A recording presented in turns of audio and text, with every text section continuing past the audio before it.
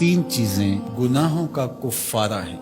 فَإِسْبَاغُ الْوُضُوءِ فِي الصَّبَرَاتِ، جھاڑے میں ٹھنڈے موسم میں پورا وضو کرنا ہے، مکمل اہتمام کے ساتھ وضو کرنا موسم سرما میں، یہ گناہوں کو مٹا ڈالتا ہے۔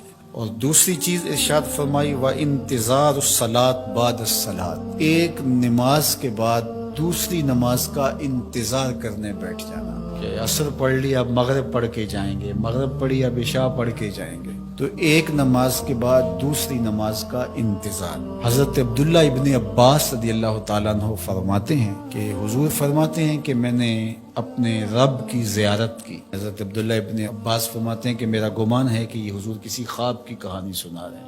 تو ارشاد فرمایا کہ جب میں نے اپنے رب کی زیارت کی تو میرے رب نے مجھے کہا کہ یہ فرشتے جو ملائے اعلیٰ میں بحث کر رہے ہیں یہ کس امر میں گفتگو کر رہے ہیں، فرشتے کسی معاملے میں تکرار کر رہے تھے، تو ان کی گفتگو کس عنوان سے ہے؟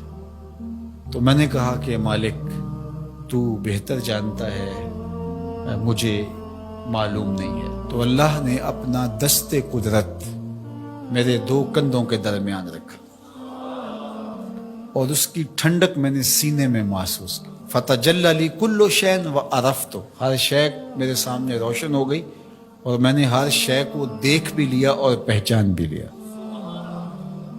تو پھر میرے رب نے کہا کہ اب بتاؤ، تو ظاہر ہے اس کا دست قدرت میرے دو کندھوں کے درمیان آیا اور ہر شے میرے سامنے آ گئی۔ تو میں نے عرض کی یا اللہ یہ کفارات اور درجات کے بارے میں آپس میں بحث کر رہی ہیں، اور وہ کفارات کیا ہے؟ المکث فی المساجد بعد الصلاۃ، نماز کے بعد مسجدوں میں رک جانا کہ دوسری نماز پڑھ کے جائیں گے۔ اس پر فرشتے ملائے اعلیٰ میں، عالم بالا میں بیٹھ کے گفتگو کر رہے ہیں۔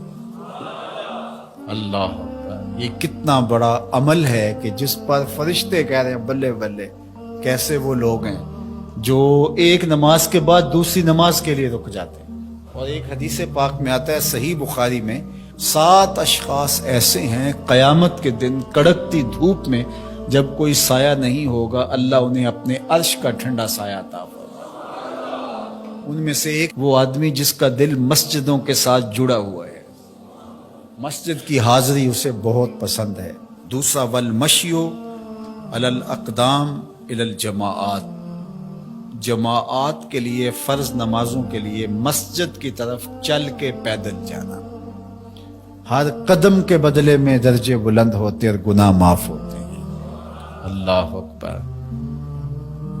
یہ طلب کی گئی کہ دعا کیجئے کہ میرا گھر مسجد سے نیڑے ہو، تو کہا نہیں، تم جتنے قدم چل کے آتے ہو اتنے تمہارے گناہ معاف ہوتے ہیں، اتنا ہی تمہیں ثواب ہوتا ہے۔